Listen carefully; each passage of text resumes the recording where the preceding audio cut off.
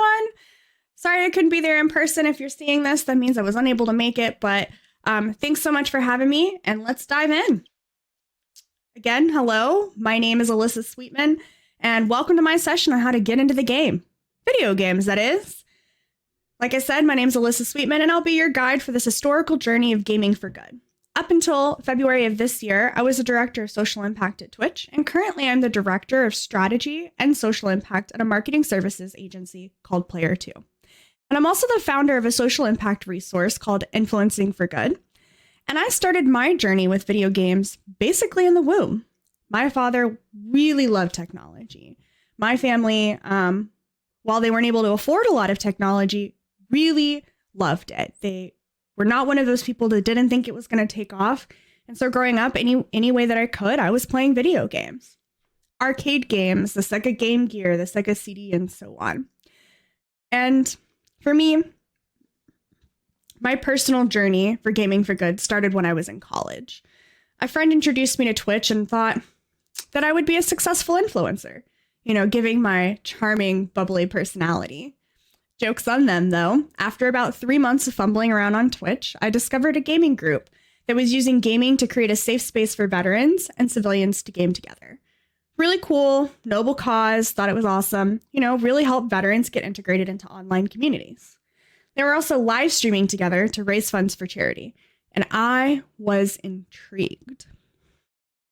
You were telling me that I could sit on my bum, play video games, and raise money for causes I care about? Sold. Where do I sign up? Now, when I get excited about things, I really get excited about them. Like super excited. From that moment on, I became an expert on all things live streaming, gaming, and how it intersected with charity. I poured hours into learning what I could. And when I say hours, I mean hours because there wasn't that much at the time. And not too long after I got excited, I ended up taking over the charitable operations for that gaming community. And about a year and a half later, I went off to start my own gaming community. Now, during this time, I went on to graduate college and become a second grade teacher. And every Monday, all of us teachers would stand in a little huddle and discuss what we did over the weekend. And most weekends, I played video games and raised money for charity. So on Monday, I'd come in and tell everyone that that's what I did. And for the most part, nobody really got it. And when I was recruited in 2017 by Twitch, to join, help level up their charitable work, our lead teacher for second grade was very confused as to why I would leave such a noble profession of teaching to go on and do work in video games. And all she had in her mind's eye was a very static stereotype of what a gamer was. And I think that that's a really good place to start our journey today. But before we get started, I want to kick off with a little game I like to call Everybody's Secretly a Gamer. Now, I know I'm not in the room with you, but just play along with me. If you think that you're a gamer, raise your hand. Now, I'm going to guess that not that many of you raised your hand. That's totally okay. Everyone put your hands down.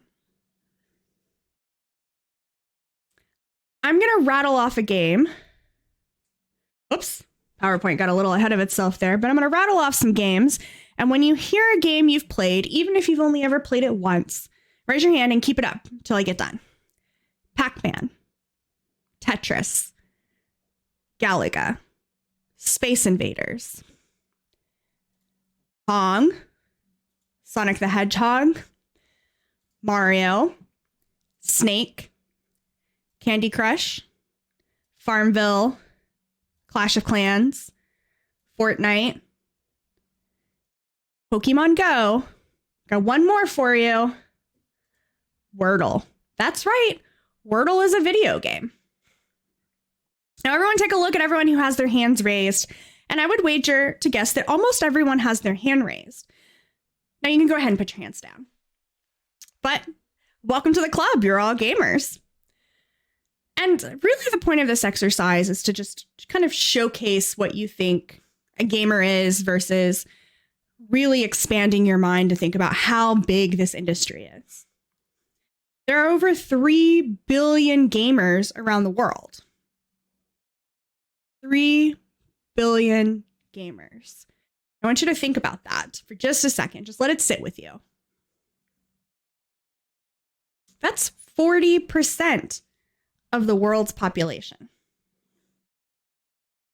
And when people think of a gamer, they usually think of something really specific. Somebody who plays shooters on consoles, maybe, or they spend several hours in a dark basement playing video games. And you might also think of gamers as somewhat young with little to no spending power. But you would certainly be surprised. $2.2 trillion. That's the revenue of the global entertainment and media industry. That includes TV, movies, streaming, books, publishing, music, and video games. And you're probably, of course, going, duh, video games. Now, the video game industry itself had a 14.5% increase from 2020 to 2021. And last year, the video game industry hit $178.73 billion in 2021. 10 years ago, that revenue was not even just 100 less, more than 100 less. It was 70.6 billion 10 years ago. That's over 100 billion increase in 10 years. And who knows where we could end up with the metaverse, Web3, and all of these cloud gaming services. For a moment, I want to talk to you about some of the earlier examples of charity live streaming that does focus around video game, and they actually predate Twitch. Now, for those of you that don't know, Twitch was founded in 2011 from a prior service called Justin TV that was around earlier, but none of these things that I'm about to mention started on Justin TV. In fact, they started on a service that doesn't exist anymore called Ustream. In 2007, Desert Bus kicked off their first live stream fundraising events and raised over $22,000 for Child's Play. And to date, they've raised over $7 million for Child's Play. In 2009, Zeldathon kicked off their first event series, raising just a little over $300. And to date, they've raised over $3 million for various charities. And one that you're probably wondering why I haven't talked about yet, we're getting there. Games Done Quick. First event held in 2010. They had their first event and raised just over $10,000 for CARE. But you probably have seen the news articles that come out twice a year around Games Done Quick and how massive they are, how much people watch them, how cool the tricks are. But also, you probably already know that they've raised $34 million in the last 12 years. And each year, more live streaming charity events kick off. And as those events and groups' audience grows, so does their fundraising power. In Europe, we have the European Speedrunner Assembly, also known as ESA, which in their first event just raised 2,500 euros in 2012. And to date, they've gone to raise 650,000 euros. In 2011, on YouTube, Yogscast started a month-long fundraising kickoff using YouTube VOD. They raised just over $100,000. But now, to date, 25 million. These events are getting massive. In 2016, this is a newer event, a French partner launched an event called the Z Event, and it raised just over 150,000 euros. And it was so impressive, the president of France said something, and has even gone on to raise 21 million euros to date for charity. And in fact, it's the largest gaming-focused event held by gamers as of the last one. And if you're feeling really excited about the possibility of gamers, do me a favor and clap twice. These are just a handful of events that focus on gamers that also create content. One thing that these all have in common is they are built around community. They are a community event. Many charities dive into the community and immediately target one of the events that I've listed, or one of the mega gaming influencers who have been mentioned in the press, And since each charity diving into this space often starts at the exact same starting point, they find themselves at a loss on how to get started. But you should really know that the average individual gaming influencer raises about $2,500 or just over 2,000 euros. To understand the potential here, I want you to multiply that by the 8 billion unique influencers that go live on Twitch each month, or the 40 million active gaming channels on YouTube. Note, Twitch doesn't share how many of the 8 million influencers that go live are gaming influencers, but I'd bet it's over 70%. During my nearly 5 years at Twitch, I saw the community raise over 300 million for charities globally. And working with influencers does come with some considerations. Your influencer is not with the donor, but with the fundraiser. Probably the hardest thing to think about as your nonprofit ventures into this space. And it will certainly take some time to shift your mind and your organization's focus and how they think about things. But it's important to note that relationship with influencers of all size really do have value for your organization. Now, you're probably thinking, how do you get started? We're getting there. It's important to get started. It's important to have your organization sign up on an available gaming service that folks use when they're live streaming or VOD. In the UK, we've got Just Giving. In Germany, there's Better Place. And more specifically, you have Streamlabs, Charity, and Tiltify, both of which are global, free to sign up on, and are well known within the community. And as many of you are thinking, you might think, how might you convince your leadership or board of directors to get involved? Consider this.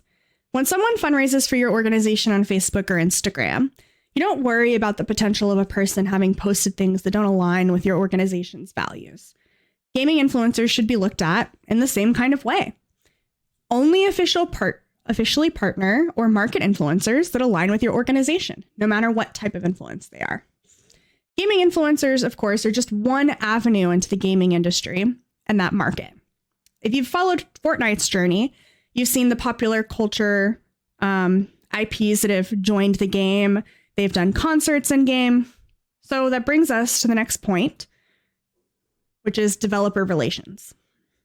Now, in 2018, Blizzard and the Breast Cancer Research Foundation partnered together at the height of Overwatch's popularity to do a commercial co-venture, and with an in-game item which sold, with the proceeds going to BCRF.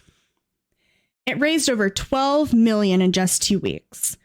I know that's a big number and everyone's getting really excited, but nobody expected it to do that. Nobody expected it to do $1 million. And it was quite a bit of a shock. Really thinking about the power of Blizzard and understanding that they're a $70 billion company and their community has real value in the collectibles. And so this was a real lightning bottle in a situation. And there's only one other developer that has this kind of fundraising power. That's Riot. Riot has a social impact fund. And in 2020, they launched that fund and raised $6 million. And in 2020, they raised $7 million for charity through League of Legends skins for their corporate impact fund. Now, the vast majority of League of Legends players are men between the ages of 18 and 24. And fun fact, League of Legends is a free game, but folks between the ages to 24 make the most in-game purchases. And in 2019, for example, Fortnite users spent an average of $82 in microtransactions. Free-to-play is a huge market. But again, this is also a massive game with massive amounts of players. And so this is not the standard amount of money that's going to be raised from a commercial co-venture for an in-game item. They targeted a fandom of dedicated gamers really broadly and not just gaming influencers. I do want to talk and temper expectations around how much of a lightning in a bottle these two moments are. Blizzard is a very popular game, huge fanfare for everything they do, collectibles. They're a big fanfare. Overwatch was only 2 years old at that time. It was very popular. Overwatch League had just really started kicking off. And League of Legends is one of the most played games in the world with 110 million players. It has a hardcore, dedicated fan base, and there's a global popular esports event now and an animated TV series on Netflix. And if you haven't watched it, I do highly recommend it. It's quite good. One important thing to consider before reaching out to a developer to do a commercial co-venture is how long it takes. It can take anywhere from 6 months to 2 years to get it live from the initial conversation.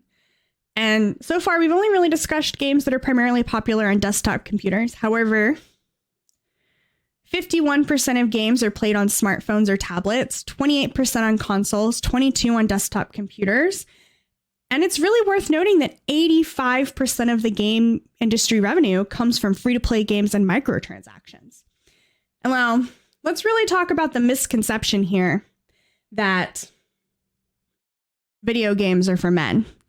Women gamers make up 45% of the world's population, and there was a great expose on how gaming became perceived as for young boys only by Polygon, and it came out in 2013. It's a long but fantastic read. It's called No Girls Allowed. Highly recommend it. Now, shifting gears for a second, let's dive into esports, which is not really the official name of gaming, as the Daily Mail indicated, but the esports market was valued at just over $1 billion last year. And so it's just a really small portion of a $178 billion video game industry. Esports events are not effective fundraising drivers. I'm going to say that again. Esports events are not effective fundraising drivers.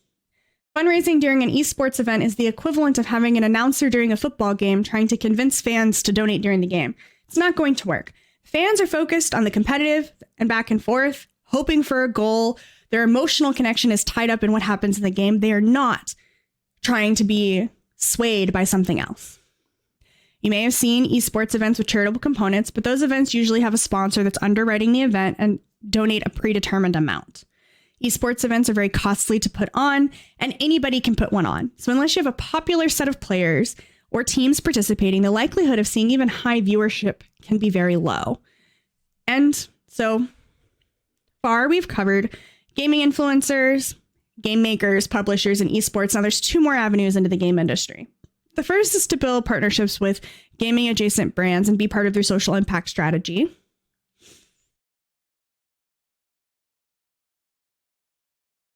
And as Web3 and NFTs expand, you'll expect to see Web3 games become even more of an avenue to connect with potential new donors.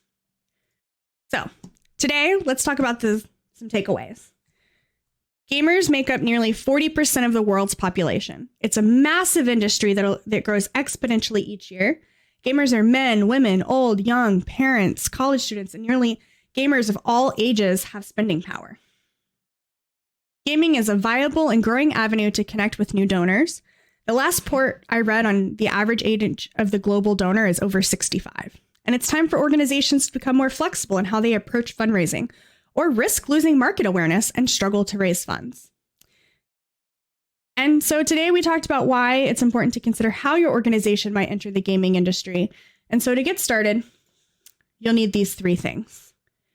Get your organization as a fundraising service that gamers and influencers are using. Create an influencer kit. Same amount of information you provide your brand partners, but not that much. More succinct, much easier to reference.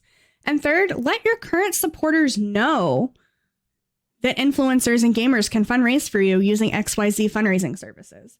Chances are, among your current supporters, there are already influencers or one who knows. And if you're interested in diving deep, feel free to reach back out to me at any time.